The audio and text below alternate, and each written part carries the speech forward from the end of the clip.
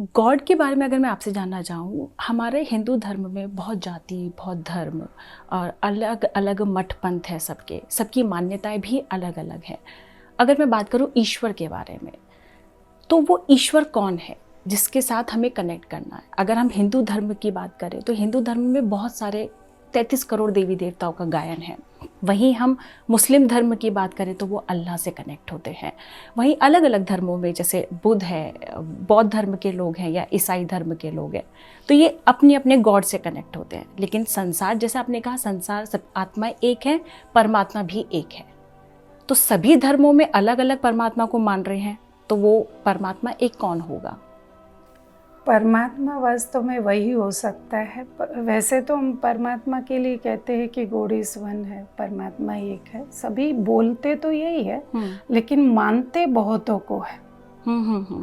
हर एक की मान्यता अपनी अपनी होती है और हर एक को लगता है कि मैं जिसको मान रहा हूँ वही श्रेष्ठ है।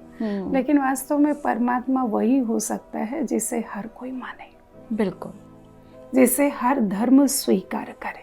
परमात्मा वही हो सकता है। तो वो कौन है, ये अगर हम देखें तो अगर हम हिंदू धर्म की बात करते हैं तो भले ही हम देवी देवताओं को पूजते हैं, लेकिन सभी का देखा गया है कि कोई भी मंदिर में आप जाइएगा लेकिन वहाँ शिवलिंग की स्थापना अनिवार्य होती है। ओके। शिवलिंग, देवी देवताओं की जो भी पूजा होती है स्टेट वाइज होगी। जैसे आप यूपी में अयोध्या साइड जाइए, श्री राम की ज़्यादा पूजा होगी। मथुरा की तरफ जाइए, वृंदावन की तरफ जाइए, श्री कृष्ण की ज़्यादा होगी। बंगाल में जाइए, देवियों की ज़्यादा होगी। महाराष्ट्र में जाइए, गणपति की ज़्यादा होगी। लेकिन शिव की पूजा भारत की चारों दिशाओं में लेगी। द्वादश ज्योतिर्लिंगम जो है शिव परमात्मा की यादगार चारों दिशाओं में, और हर धर्म वालों ने उसे स्वीकार किया। हम हिंदू धर्म में उसे शिवलिंग के रूप में पूजते हैं। शिवलिंग जिसको न हाथ है, न पैर है, न मुंह है, न वो स्त्रीलिंग है, न पुल्लिंग है, न वो शिवलिंग। शिव अर्थात जिसको हम ज्योतिर्लिंगम भी कहते हैं, अर्थात ज्योति का प्रतीक, ज्योति का चिन्ह।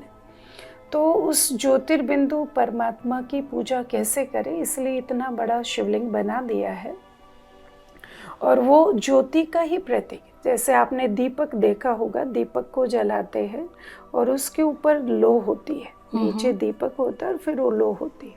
तो शिवलिंग की भी शेप बिल्कुल वैसी ही है। तो ये जो शिव है, ये ज्योतिर्बिंदु परमात्मा का ही प्रतीक है, जिसे हमारे ईसाई भाई उसे गॉड इज लाइट कहते हैं, और जिसे सिख भाइयों ने उसे निराकार कहा, और मुस्लिम भाइयों ने उसको कहा कि वो नूर है। तो नूर कहो, निराकार कहो, लाइट कहो या ज्योतिर्लिंगम कहो, सबका भावार्थ एक ही है। तो ज्योति बिंदु को, परमात्मा को हर कोई मानता है, उसे परमात्मा कहते हैं। परम प्लस आत्मा अर्थात परमात्मा। जैसे आत्मा का रूप हर कोई ये मानता है कि वो इन आंखों से दिखाई नहीं देती और बहुत सूक्ष्म ज्योतिर्बिंदु है। तो जैसे शरीर के माता पिता शरीर जैसी आकृति वाले होते हैं, पक्षियों के माता पिता पक्षियों जैसी आकृति वाले होंगे, पशुओं के माता पिता पशुओं जैसी आकृति वाले होते हैं। इसी तरह हम आत्माओं के जो परम पिता है परमात्मा, वो कैसे होंगे? जैसी आत्मा है, जैसे आत्मा की आकृति वैसे ही परमात्मा की आकृति है। तो परमात्मा बहुत सूक्ष्म है, जैसे आत्मा का रूप ऐसे ही परमात्मा का रूप भी बहुत सूक्ष्म ज्योतिर्बिंदु के समान है, और उसे हर धर्म वालों ने स्वीकार किया। सभी देवी देवताओं को भी दिखाते कि श्री राम ने भी जब लंका पर चढ़ाई की और उससे पहले उन्होंने भी समुद्र के किनारे शिवलिंग की स्थापना करके उनका ध्यान किया, और तब इसलिए उसे रामेश्वर भी कहते हैं।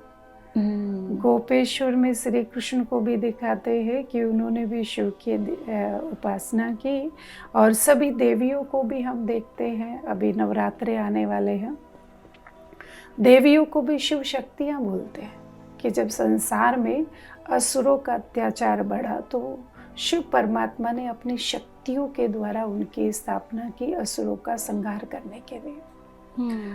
तो उन्हें भी शिव शक्तियाँ कहते हैं। तो शिव परमात्मा है, देव आत्माएं बहुत सारी हो सकती है, महान आत्माएं बहुत सारी हो सकती है, लेकिन परमात्मा इस शब्द हम कभी यूज़ नहीं करते। परमात्मा एक है और वो है जिसे हर धर्म वाला स्वीकार करता है, और जिसे हर धर्म स्वीकार करे वो एक ही रूप है, ज्योतिर्बिंदु से।